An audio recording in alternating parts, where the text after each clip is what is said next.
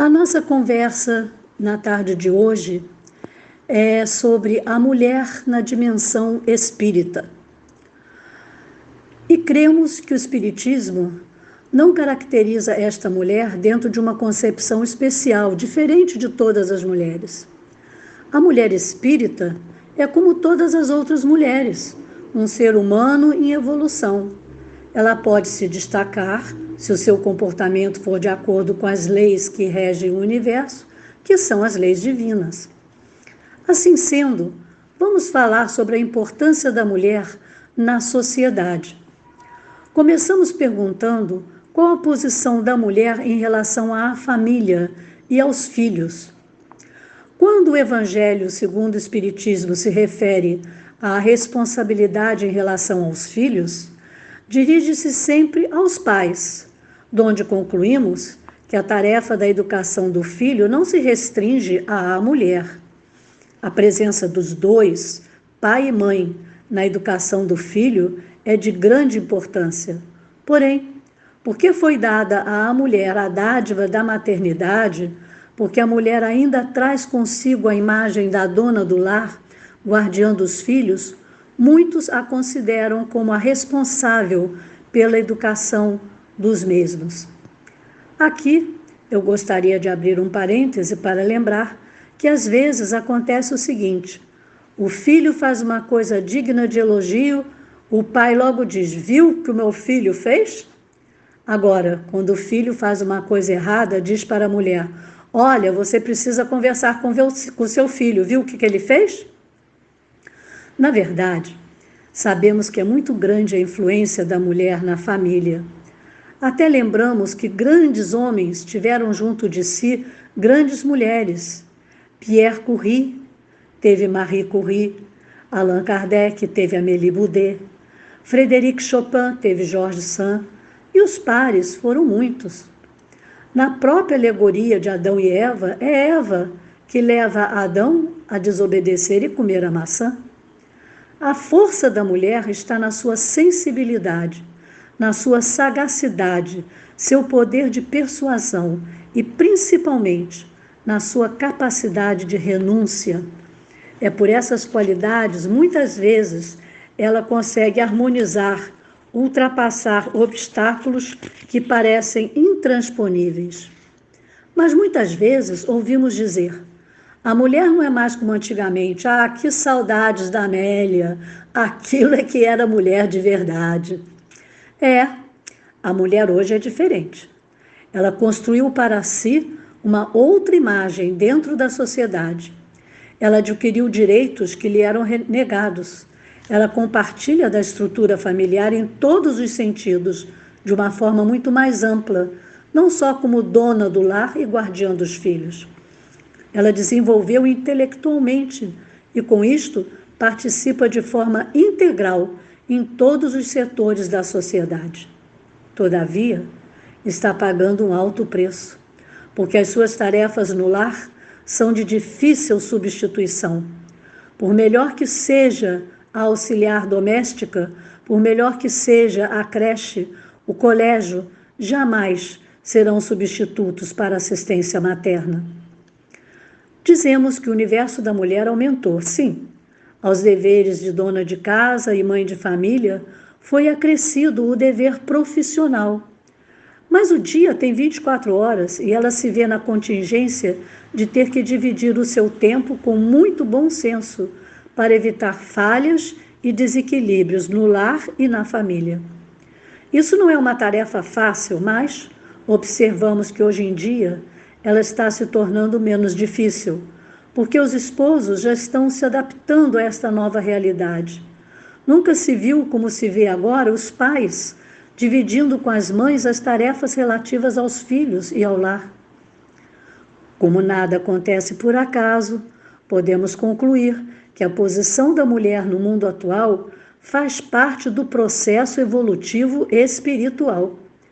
Lembramos que na biografia de Teresa de Ávila, que viveu de 1515 a 1582, está dito que ela era uma mulher muito culta, lia muito, numa época em que a grande maioria das mulheres não sabiam ler. Imaginemos que a mulher tivesse conservado todos os hábitos e costumes dessa época, mesmo de 100, 200 anos atrás, quando as mulheres, na maioria, nem iam ao colégio. Se fosse assim, os espíritos, para evoluírem intelectualmente, só poderiam reencarnar no sexo masculino. Havemos de convir que isso diminuiria em metade a possibilidade de reencarnações.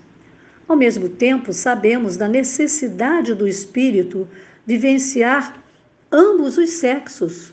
Logo, deduzimos que a posição da mulher, como se apresenta hoje, faz parte da lei do progresso. Dentro desse quadro, com a necessidade da atividade feminina fora do lar, surgiram as creches, os maternais. Porém, repetimos, cabe aos pais lembrarem que a melhor creche, o melhor maternal, não substitui o lar.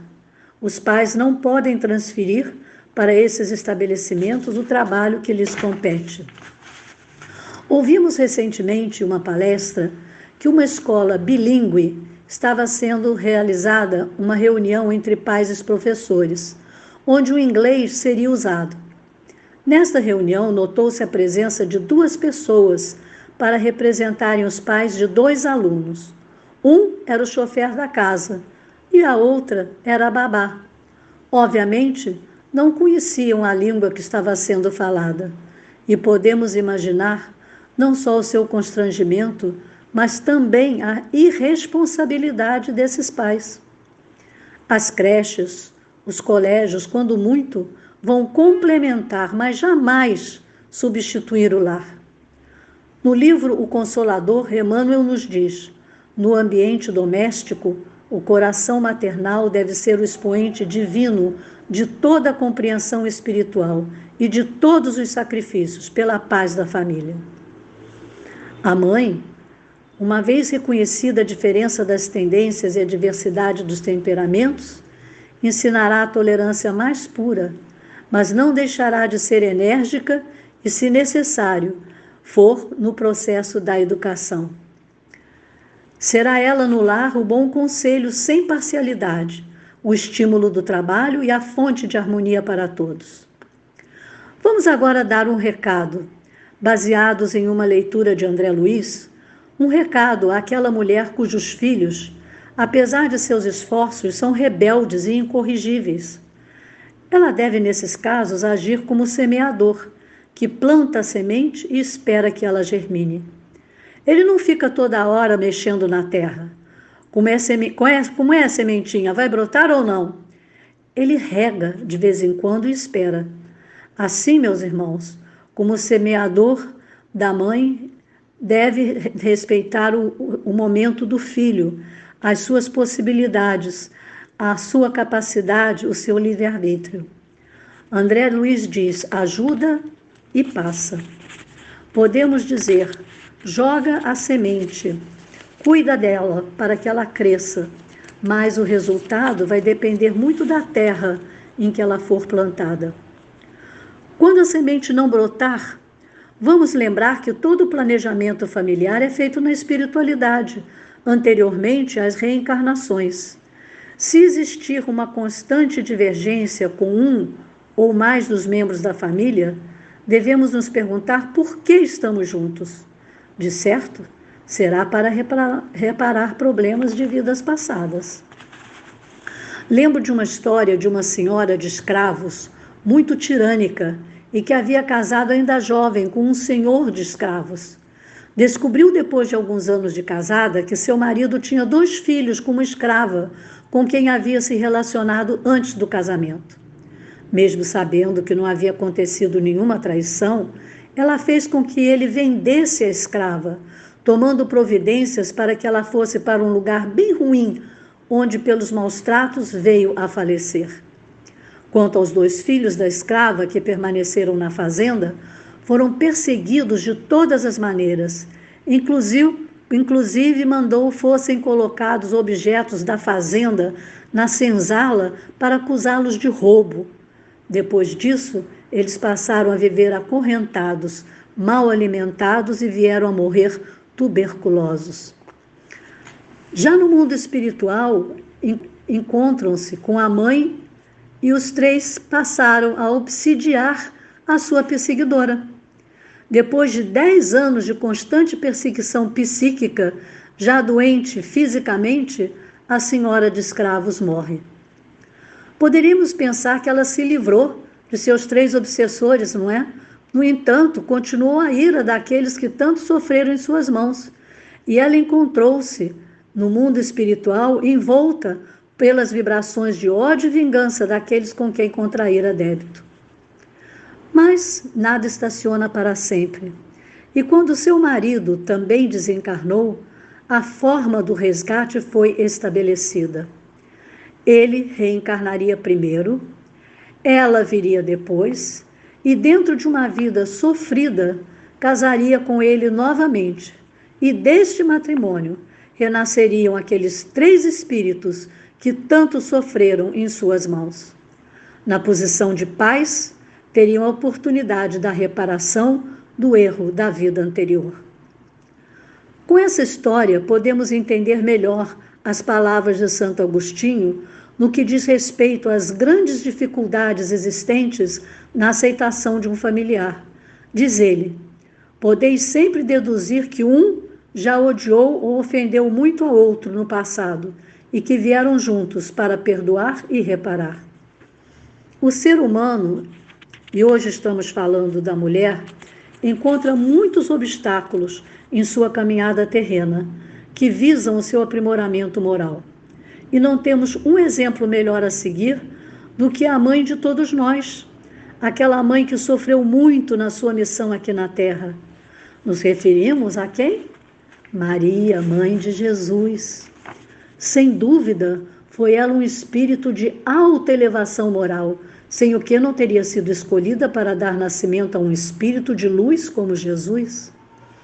Nós devemos considerá-la como nossa mãe espiritual, que nos ouve e envia seus mensageiros para nos ajudar. Mais uma vez, abrindo um parêntese, lembramos que apesar de muitos se referirem a ela como Virgem Maria, Jesus foi concebido e nasceu dentro das normas que regem todo e qualquer nascimento humano, uma vez que o Criador não contraria suas próprias leis. Um fato curioso ocorreu quando Maria, sabendo que sua prima Isabel estava grávida, foi visitá-la. Este fato é muito importante para nós espíritas conhecermos, porque pelas palavras de Isabel ao ver Maria, observamos que João Batista, ainda no ventre de sua mãe Isabel, reconhece em Maria a mulher que traria para o mundo aquele que ele deveria apresentar à humanidade. E Isabel, como em um transe, ao ver Maria, diz: bendita és tu entre as mulheres, e bendito é o fruto do teu ventre. Depois, despertando do transe, Isabel explicou para Maria que logo que esta chegou, a criança em seu ventre havia saltado de alegria. Nós espíritas entendemos que, obviamente, Isabel, ao dizer aquelas palavras, estava sendo porta-voz, digamos, a médium, para o espírito que reencarnava por seu intermédio e que seria o precursor de Jesus. No 6º mês de gravidez de Isabel, Maria, na cidade da Galileia, também chamada de Nazaré, recebeu a visita do anjo Gabriel, o mesmo que havia comunicado a Isabel o nascimento de João Batista. E ele lhe disse: Ave, salve Maria, cheia de graça, o Senhor é contigo. Bendita és tu entre as mulheres.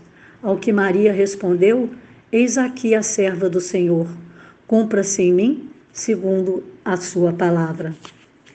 Nos dias de transição pelos quais passamos, quando está chegando a hora de separar o joio do trigo, de serem escolhidos aqueles que continuarão a reencarnar na Terra, porque os espíritos recalcitrantes não mais aqui reencarnarão, o trabalho de Maria, envolvendo a Terra com os eflúvios de sua alma, com seu manto de virtudes, é da mais alta importância para todos nós, seres humanos em evolução. Aquele que ora, por alguns momentos, seja segundo fórmulas pré-estabelecidas ou colhendo as palavras do seu coração, traz grandes benefícios a si mesmos e aos que o cercam, atravessando com mais segurança esta época difícil. Oremos a Maria. Que assim seja.